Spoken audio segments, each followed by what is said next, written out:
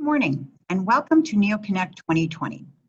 NeoConnect is NeoCon's online series of resources, programming, and events held throughout the month of June. I'm Monica DiBartolo, NeoCon's Program Director, and I want to thank you for joining us. Today's session is approved for 1 CEU credit for interior designers and 1 LU credit for architects. It is also being recorded so you can access it on demand. Please refer to your screen for more information. So let's begin. Today's session is titled Proactive Leadership and Future-Proofing Your Business.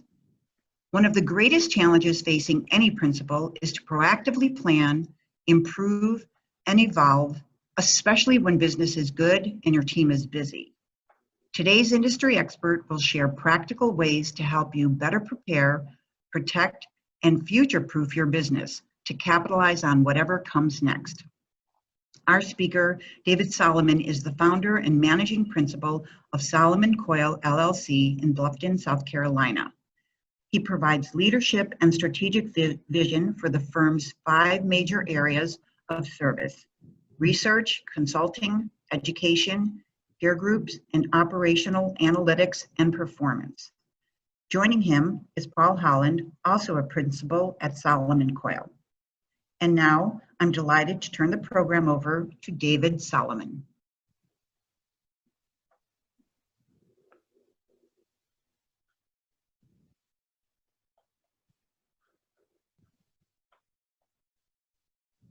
Okay.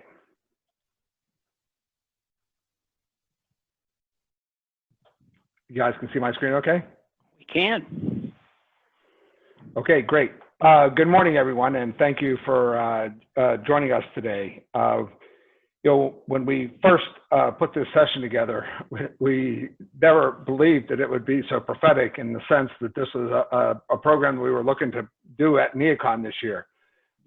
We were impacted by a black swan event that has really changed our industry. So we're very excited to give you our point of view on the industry, what's going on, and ways to protect your business. As Monica said, we have 5 business segments, and you can learn more about that on our website. These slides will be available to you. So what we'd really like to start with today is our current environment. One of our challenges as we look at this particular event is that it's highly fluid and situational. We find that in talking with all of our clients, it's very local. It's not the same everywhere.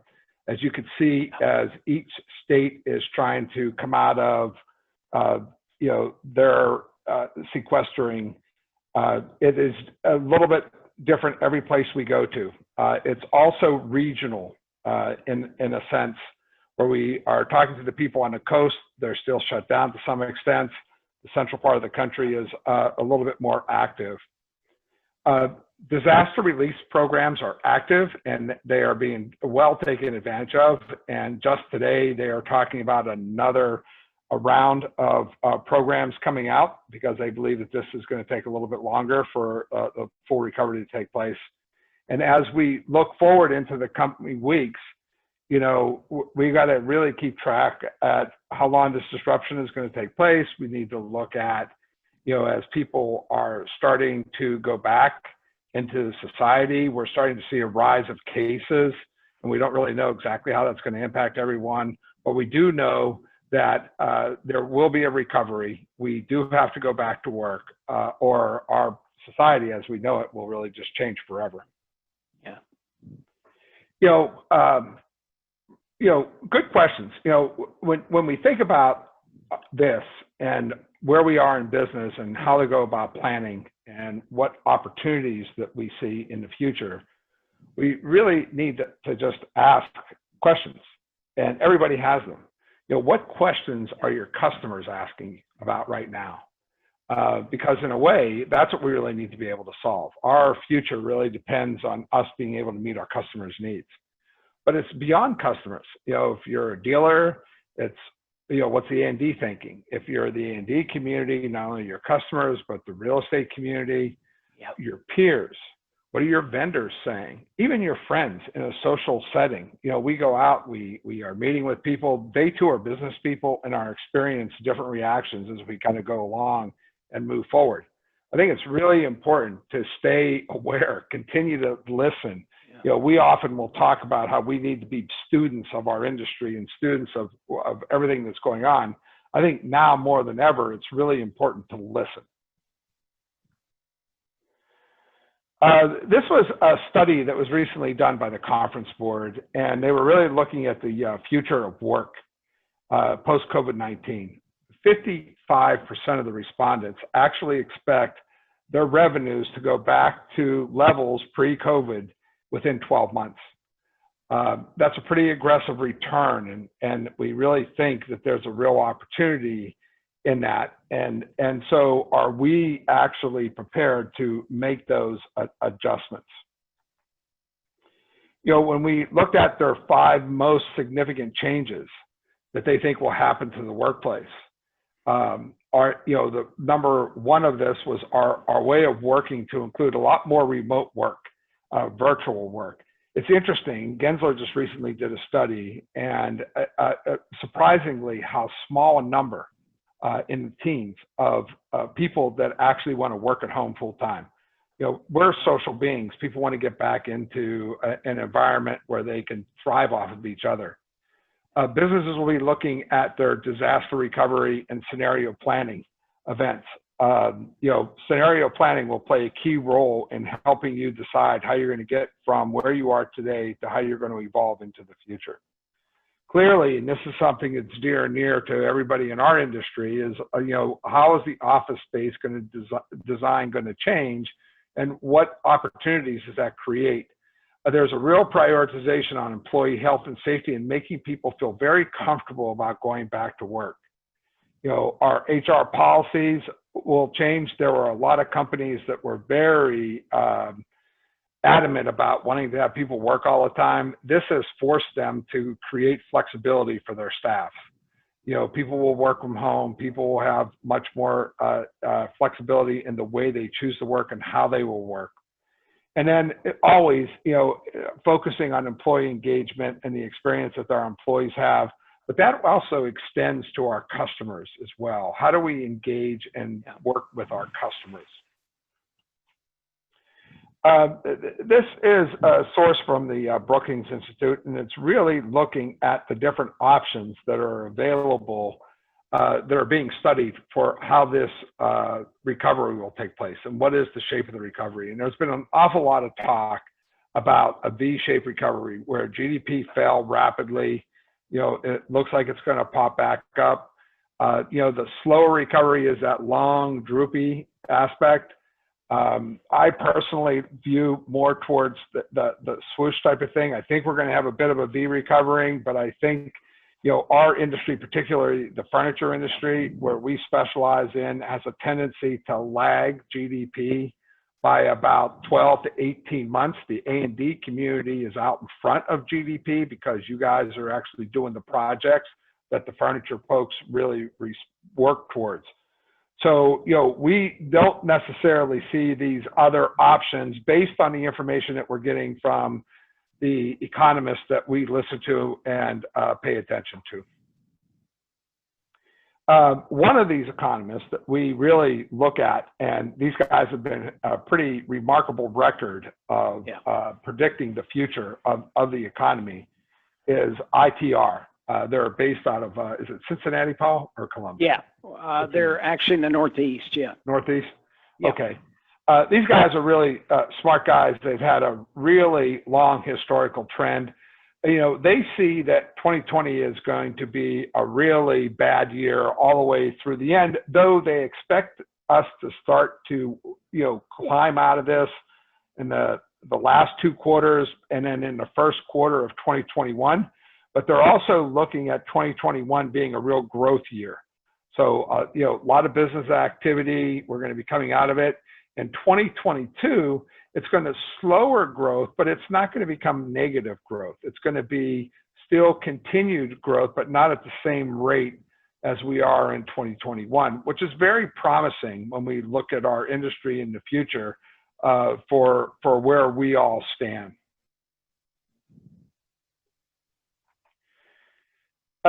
Next, we'd like to really take a look at the future, if you will. Where is it going forward, and how do we go about going forward?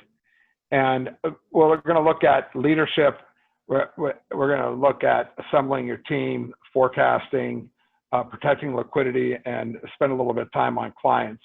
From a leadership point of view, it's really about taking care of your people, keeping them safe, making sure that they have the right environment to work in wherever they're working at, and we, adopt the technology necessary.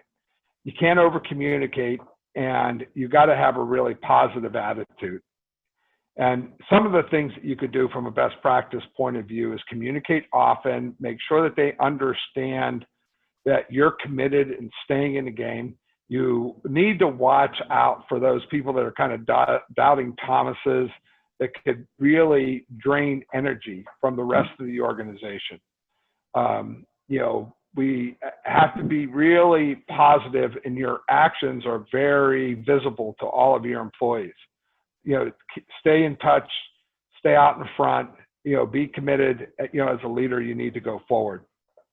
The other thing that's really important about leading is really deciding how your business is going to move forward and how you're going to prepare for that future, and assuring that that you have longevity in your company. We look at this as, and these are 5 key success factors that we've looked at for years in the way we look at the success of a business. And, these elements, having a strategic plan and being able to execute on it. We'll talk about business plan and execution later in this session. You have to understand what your model is, and then be true to your business model and really work it well. This is particularly important for dealers in the sense that, if you're a lean organization or versus a classic model, it becomes very difficult to perform at one model but sell at a different model. You really need to be true to whatever your business model is. Today, more than ever, having a strong financial position is really key, and we'll talk more about this when we speak about liquidity. But if you don't have fiscal strength, you don't have the flexibility to be able to capitalize on opportunities, and also defend off some of the tyranny, or I won't say tyranny, but the problems associated with this downturn. Yeah. It is tyranny. Yeah, right. Feels like it, right? Right, it really does. You have to be a superb selling organization, and we talk about this all the time. And it's not just the principals that sell; it's everybody that interacts with clients in your company is in a selling role, and they constantly need to be mindful of creating a great customer experience. And then the last thing that you really need to focus on is operational excellence. You got to be able to fight off margin erosion, whether you're in a professional service firm or whether you're selling furniture, or whether you're a contractor. It's a challenge to fight off margin erosion because, we always do projects with the thought in mind that we're going to have a certain profit level, but we can always get absorbed in the project. And before we know it, as we get to the end, we're starting to have margin creep and margin leakage. And so having the right business model and processes in place to minimize those are really, truly more important now more than ever, because just 5 months ago, we were all riding a really high economy. Everybody was on a rise. They were really riding the wave of the economy. And we saw how quickly, when that wave crashed, all of our businesses crashed the same way.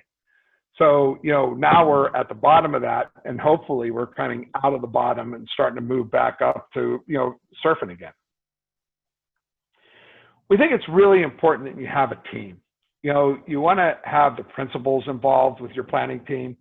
We think that you should have your VP of sales, your CFO. I think it's a good idea to incorporate your banker, your people from HR, and understanding your manpower, your people requirements. today it's become really evident more than ever the importance of diversity in the workplace. I was talking, to Paul earlier this morning. Diversity is not one of the strengths of the industry that exists right now, and that we have a really great opportunity to do more. You may want to include your key employees. Any key employee that you really value from an opinion will have a point of view that can possibly add to the planning of your growing business. And then some of you, of course, are involved in Vistage groups or other things like that, which will hold you accountable, and all those things are really important. So assemble a great team to help guide you through your planning process. The next area that we think is really important is liquidity and being able to preserve capital. We think it's important to get out early and talk to your bank. Know how much cash you have to access and how long it will last. You have different types of sources. Traditional sources are cash on the balance sheet, line of credit, additional bank financing. Alternative sources might be government stimulus or divesting of assets or other things of that nature, but you need to understand where you can get access to capital and how long it's going to last, because it's going to impact your planning ability. David, Please. if I could interject, there's two things there too, I think, that are important that you and I talk about often, and it's this. Your banker needs to know you by first name, right? There's that relationship. And number two, don't assume that they understand your business. So it takes a bit of work, and it's really important. So. Yeah, those are great points, Paul. Thanks. Next is you need to really stress your sales forecast. We always put together forecasts. We have a tendency to be, looking at a pretty wide funnel. One of the things that is concerning us about this particular downturn is selling has virtually stopped for the last 8 weeks, this past quarter. And there's going to be a bit of an air bubble that we see happening in Q3, Q4 with bookings and things of that nature that may be coming out. There's a lot of backlog that is there right now that could be fulfilled, projects that were put on hold that are still going to install, things of that nature. But it's really about the new business that's coming in and what's available to you. We think you need to really stress your sales forecast often. It's not good enough to just do it monthly. We think you should be doing it every other week or even weekly, on a weekly basis, to verify and validate the things that are real and things that can go forward. You can't stop selling in this environment. As we talk about liquidity, cash flow becomes really important. How long is it going to last? 30, 60, 90 days or more? We recommend that you put together a 13-week rolling forecast that includes things like bookings, billings, backlog. It's your cash. How does my cash flow going to operate? And you need to stay true to this and keep it going on a 13-week rolling forecast basis. Right. And if you're not sure exactly how to do this, get help. This is one of the most important things, and not having cash was what will end businesses faster than anything in this marketplace. Cash is king, and that's more so today more than any other time. And I can remember in my involvement in this industry, which has been since the late 70s. And then common sense stuff says eliminate discretionary spending and be very cautious on where those types of things go. We want to look at predictors of profitability, and everybody thinks revenue is one of the big things. If I can get enough revenue, I can hide sins. It's really not true. What you really need to look at are all these different elements, but I would say that the most important thing that you could focus on is what we call managing your core expenses, and it's your SG&A expenses. As you go through the business, it's the thing that you control. It's the efficiency of your staff. It's how well they work together. The other key elements that we really want to talk about is cost of goods or pass-throughs for the A&D firms. In furniture industry, it's the installed margin. It's cost after the product and installation. For the A&D community, it's net billings. You got to look at operating profit and net profit. And two good indicators are really revenue per employee or installed margin per employee. And you could also look at operating profit or net profit per employee as numbers that you should focus on. But when we really look at this, there's really only 5 or 6 numbers that are really key to zero in on. And it really depends on what segment of the industry that you're participating in. We also see that there's opportunities in this environment as we look at this. As Churchill says, never let a good crisis go to waste. But when we're looking at you and where you're at and how to interact with your clients, the thing that we really want to really impress upon you is be the solution. Talk to your clients, listen to them. It's not a matter of what are you doing today for them, but listen to what their needs are and figure out if you could become the solution to those problems that they have. Expand your offerings. Asset management is something that's becoming an important thing. Space planning with all of the redo of space creates new opportunities within those things.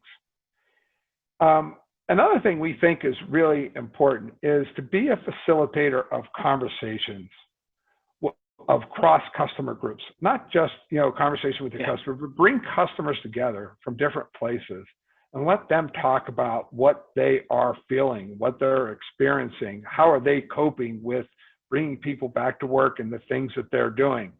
In doing that, you're continuing to connect with your people and they're viewing you as somebody that's trying to help them get answers to those things. It's really a thing to stay in focus with. They're really, David, if I could, they're really curious about what others are doing.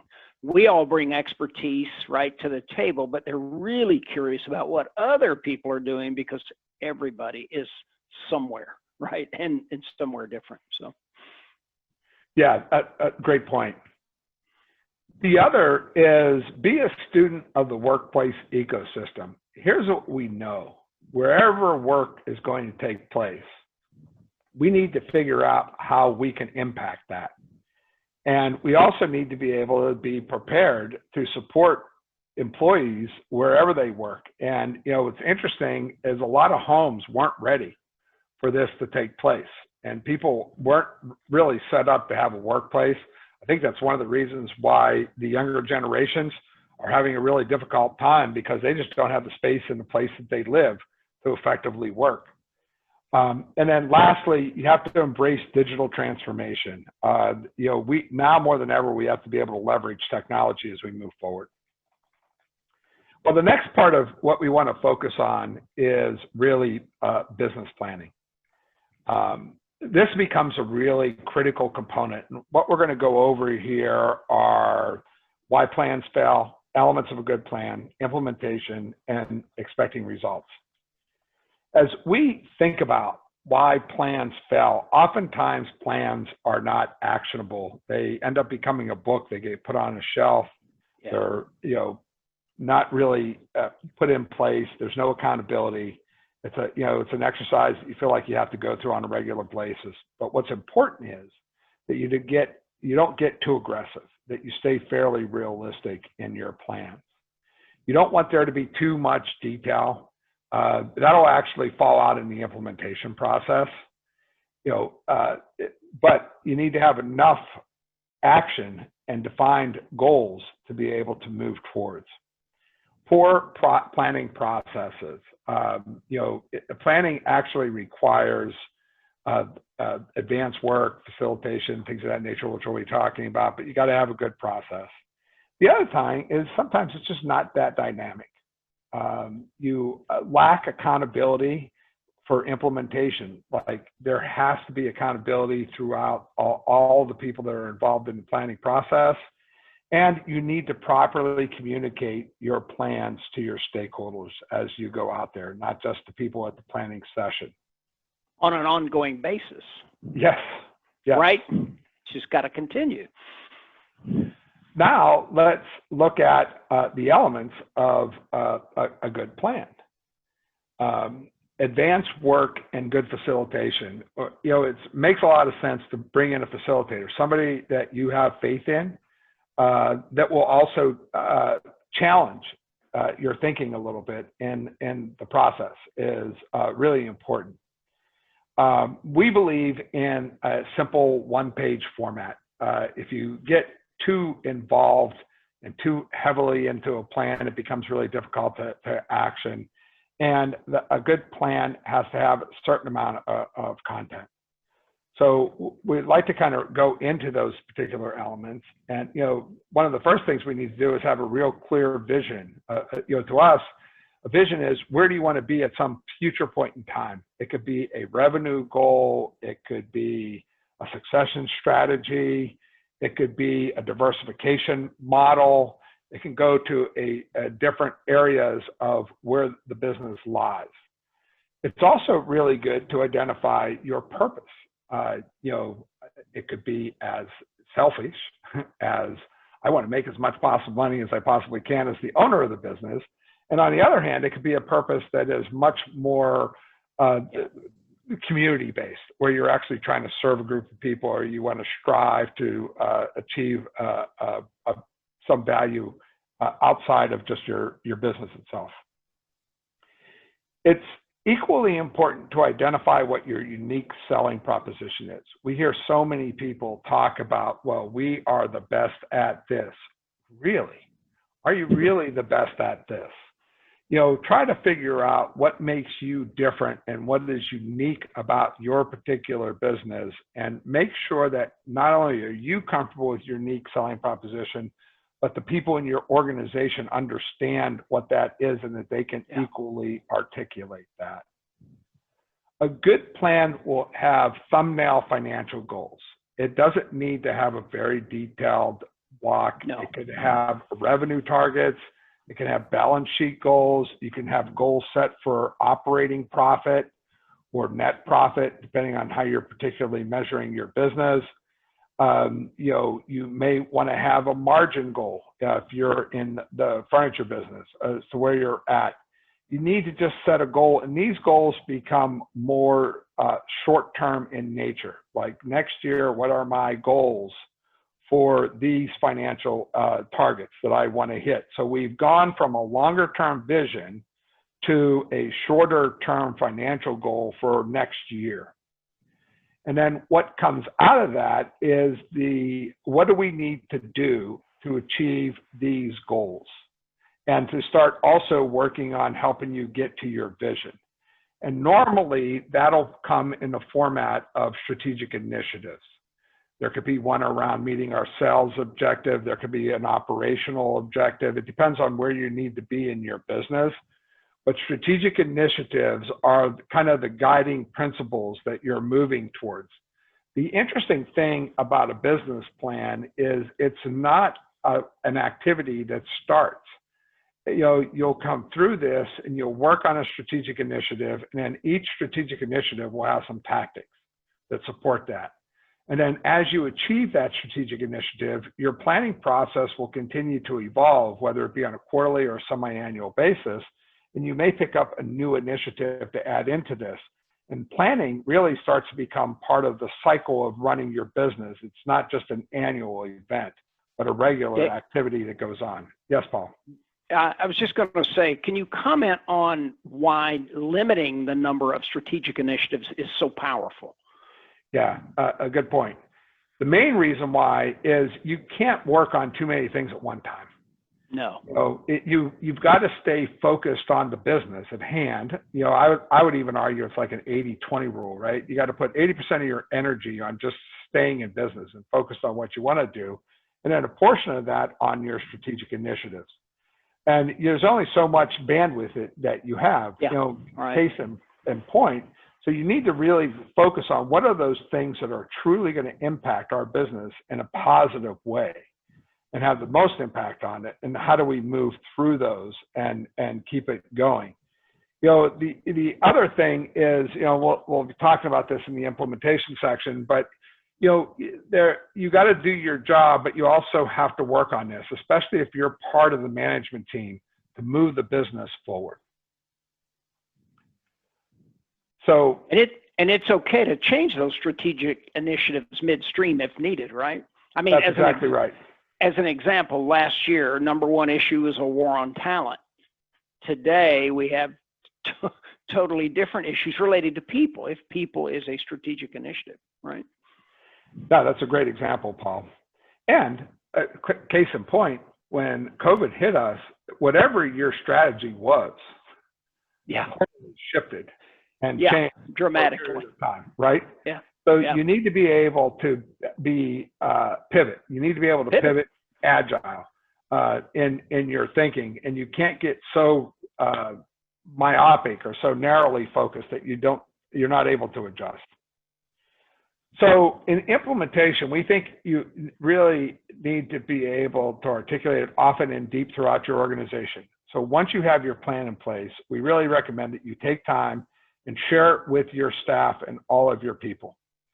Be real clear about accountabilities and expectations. The people that were participating in the planning process that are working with you or part of your team have to be accountable to be able to get their work done. You know, monthly follow-up meetings become really important, and monthly follow-up meetings include things like, what did I accomplish on my objectives this past month, and what am I expecting to do next month on my objectives? And the reason why that's so powerful is it becomes a peer review and pressure. If you're sitting in that meeting and your peers are moving forward with the things that they're supposed to be working on, and you're not moving forward with yours, it starts to become a meeting of shame. And I assure you that people will move forward and move things out. So it's really easy to get wrapped up and say we're all too busy in the urgent, if you will.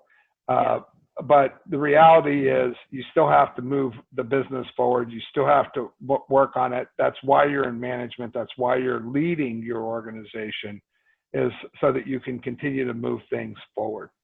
It should really be your compass, right? Yeah, it really is. Kind of like that guiding light when you're on a ship that helps you get back to on course. Yeah. Expect results. You know, if you're a leader and you go through the planning, expect results. It's okay to expect results, and you should expect results. And that's from everybody that you work with, quite honestly. You know, normally we find that there's a 90% accomplishment rate in the activity that when we're involved. You got to get the team involved. You have to have accountability. Everybody in your organization needs to be accountable for the things that they're contributing to. You know, great leadership and management comes with having some diagnostic tools and development tools that work with those folks. Thing that exists, a lot of times people are promoted into management roles, but never really manage. They don't really know how to become professional managers. So invest in the people that you believe are important, that are going to be future leaders of your organization to help them bring forward. As you get those, you make sure that it goes throughout your entire organization. Be open to creative cross-line thinking. You know, there's ideas come from everybody. You know, planning should become a culture, as we were talking about earlier. This cycle should be something that is looked at on a quarterly basis. If you need to adjust and move forward. But more importantly, have it become an ongoing thought, you know, part of your culture, just like the way you want your people to think and all the other things. Have it keep going forward.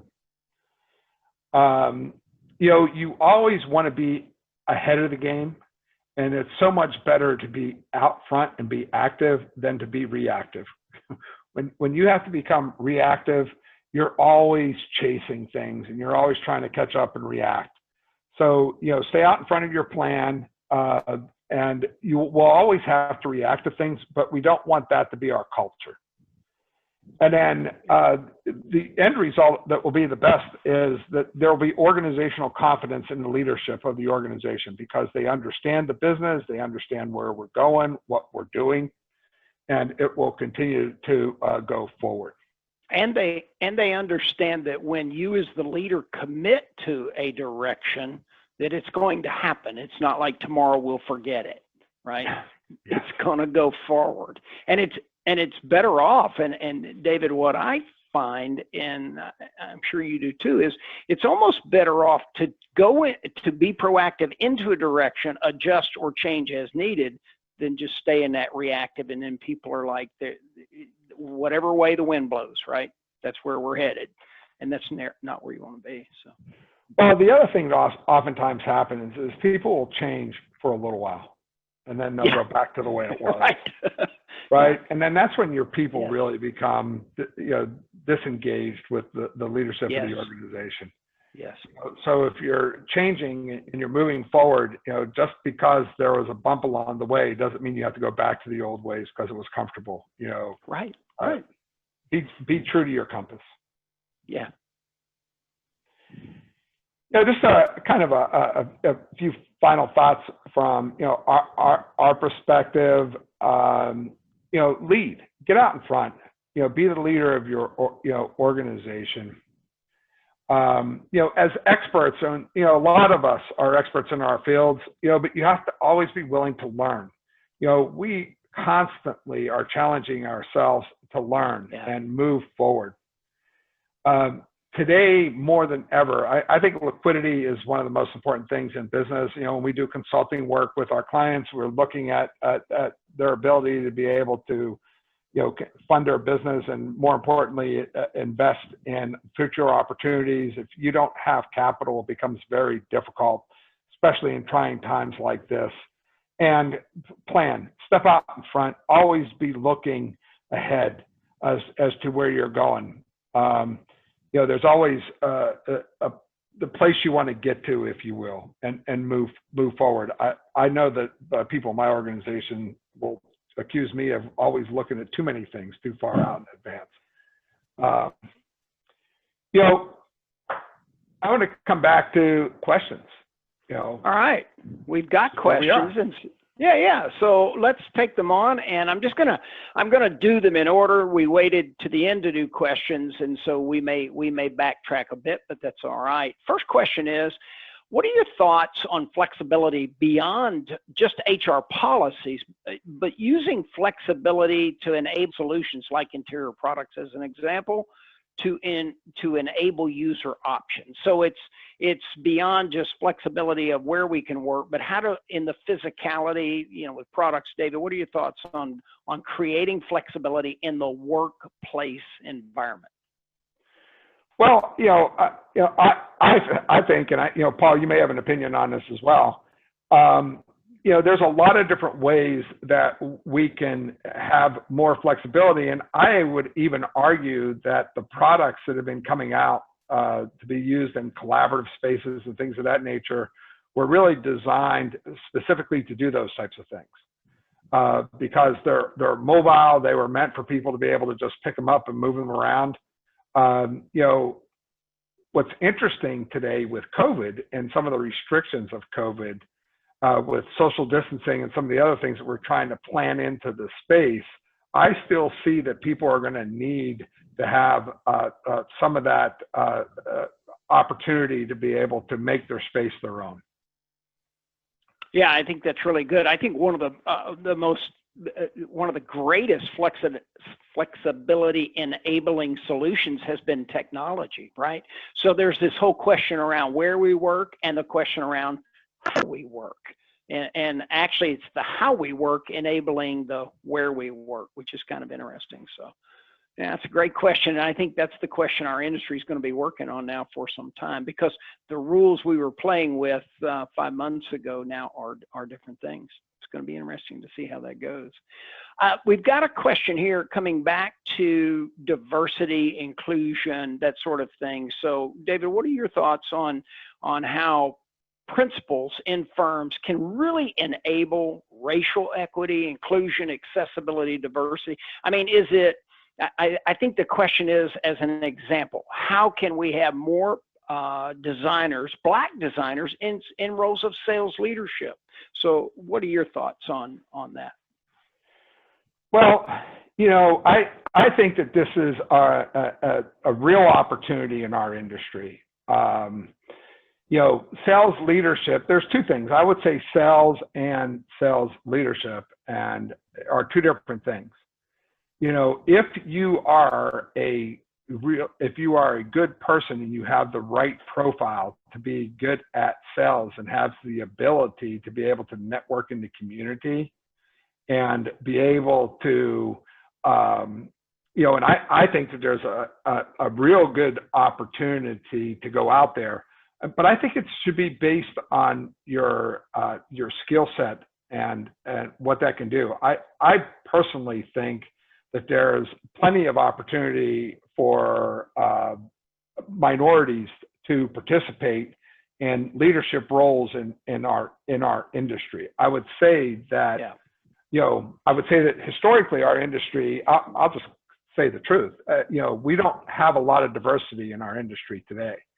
And I think that there's an opportunity, you know, for more of it. And, but I think that it's perfectly fine and would encourage that. Yeah, that's good. That's good. All right, let's keep rolling along here. Here's an interesting one, and it kind of relates back to culture. You know, it seems like in times like this, negative energy in the office can have a measurable impact on the office. Boy, there's no doubt about that, right? Yeah. What are some of the ways to resolve a doubting Thomas employee beyond having a one-on-one to ask and address the root of their fears? The doubting Thomas.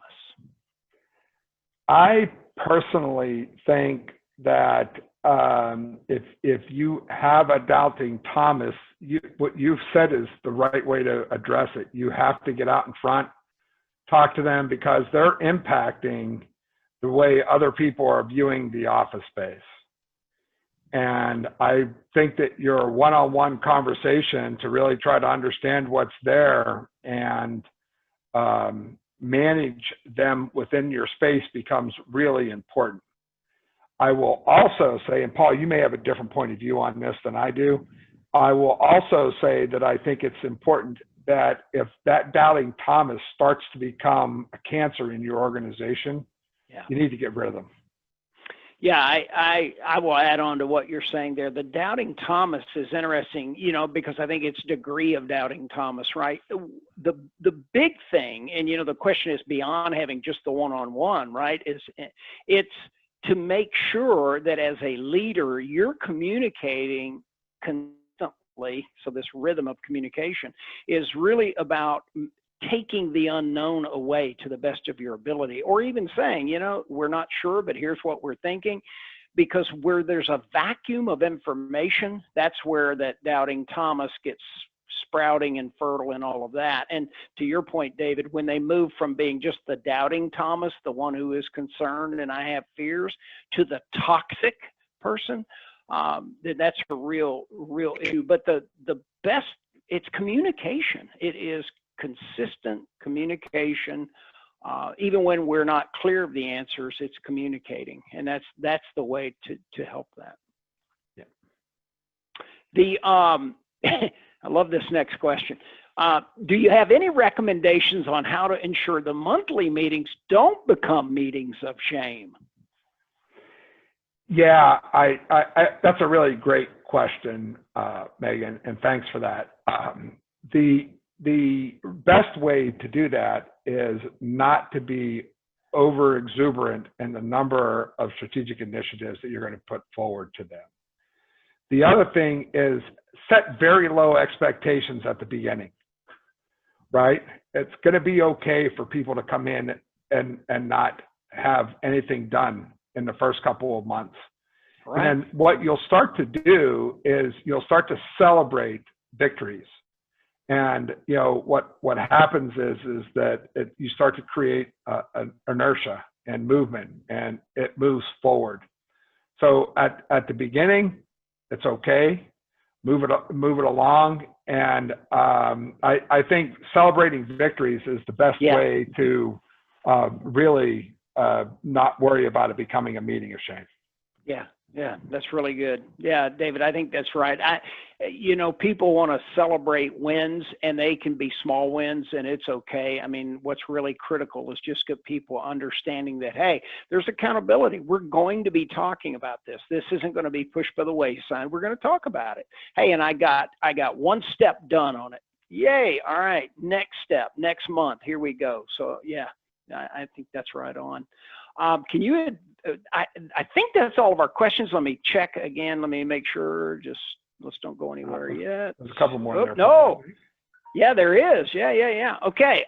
You mentioned to invest in future leaders, and also that people put in leadership roles don't often actually lead. Oh boy, I love this. Can you talk a little bit about your thoughts on training future leaders and training leadership in general? Do leaders still need training on how to be effective leaders, no matter how old they are? That is a great question. I think the answer to that is yes, and I'd separate leadership from management. Because oftentimes people are put into roles where they're managing, where they've never managed before, and they need to be taught how to manage. And there are a lot of programs that are out there that can address some of those types of things. When you're in a leadership role, if this person has potential and you feel as though that this is a good person, I think investing in executive coaching can be very beneficial to help that individual. Yeah, I want to underscore this. We've actually seen this in a lot of our research work around compensation as an example, and in other areas where somebody who is a subject matter expert is really good, and it's kind of like, they're so good, let's make them the leader of that, and yet they don't have the competencies. It starts with assessing people to make sure they have the right competencies to be able to lead. Some people want to be able to manage, they want to do all of that work, others don't. So it's pick the right people first, right? So that you can develop them, which I think is great. Next question. What do you feel? Before you do that, Paul, to that, if anybody wants to just email us or email support@solomoncoyle.com, we have a really great assessment program that we think we use. We'll be happy to turn you on to it. Absolutely. What do you feel the opportunity level is to develop furniture products to serve the work from home market? What are the key value points needed to go big with this? It's an interesting question. Boy, I got to tell you, if I knew the answer to that, I'd be a manufacturer. I think that there's a big opportunity for work at home furnishings.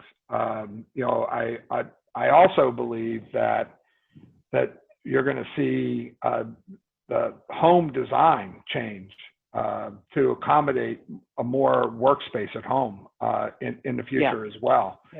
I think that there's to answer your question, I think that there's a marketplace for that. I'm not sure what the distribution model for it is.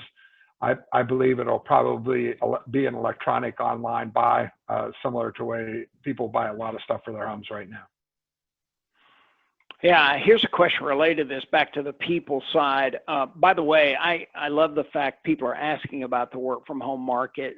I think, and it also relates to this next question I'm getting ready to read to you, David, but it's like, we've got to start considering, and this word's being thrown around a lot, but ecosystem of workplace. It's not just the office, right? It's home. It could be it could be third place. But here's an interesting thing. How would you handle a situation where you are not being promoted in the company only because you work from home part-time? I've been told I'm irreplaceable. My work has never suffered while I work from home, but I'll not be considered for promotion solely because I'm not in the office 5 days a week. Interesting question. That's a tough question, to be honest with you. I think that oftentimes as a manager, it depends on what you're managing, right? Right. If you're, sometimes you need to be present to be an effective leader and manager. Right. And if your employees are in the office 5 days a week and you're not in the office 5 days a week, it sometimes gets viewed as a bad leadership example. Right. But on the other hand, if you have, I'll take myself as an example. Our company's a totally virtual company. We don't have an office. So, you know, in that case, it works out really well. But when you have a lot of people that you're managing work inside, it really is a tough thing culturally. Is the role suitable? You know, I think it is interesting, though, that we, in the last several months now, because of the pandemic, that whole discussion and framework is being reframed and will have to be addressed, right? Yep. So it's going to be interesting to see. Next question, and I'm watching the clock. I know we've got to keep going here. So if you're a sole entrepreneur looking to grow your business, what are your suggestions for finding think tanks or mentor to work with you on your business? There are local business groups that I would suggest that you take a look at. There's actually an organization called SCORE that is a local business community coaching where they have, often it's made up of retired business people that love to donate time and help people grow businesses. Yeah. You know, it's a great place to start. Yeah. Also, go to your Chamber of Commerce. They may have some people to talk to, and possibly talk to your bank if you're looking for a mentor on, you know, how to grow your business and move forward.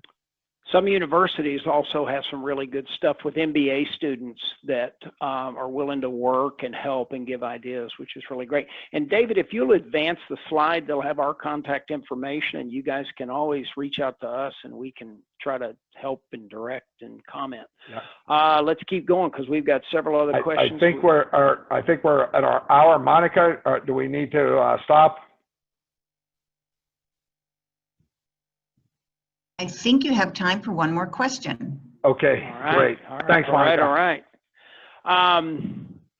What are your thoughts on starting a new venture at this time? Are there opportunities amidst all this disruption? I love that question. You know what? I was just talking to somebody the other day that is getting ready to move into a new enterprise that's going to be capitalizing on how they think they can take advantage of this particular situation. You know, there is opportunity in confusion, and there is more confusion now than ever before. So yeah, I think you've got the right idea. Now's a great time to start a venture. I agree. It is, you know, it's when things mature that there is no opportunity. When there is disruption, there is tremendous opportunity. So I think it's right for opportunity. And I'll shut up now. We'll stop with questions, and David, let you wrap up. Well, again, thank you very much for your questions and the opportunity to present to you. It was an honor, and we wish you well and stay safe and healthy. Bye all. Thank you, everybody. David and Paul, thank you for this vital and thoughtful presentation. Especially at this time, this information is so helpful. We really appreciate you sharing your expertise today. And thank you to everyone for joining us. Please join us tomorrow for Workplaces Can Be Places for People, Organizations, and the Planet. Yeah. Have a great day and be well. Bye-bye. Bye. Thanks. Thank you.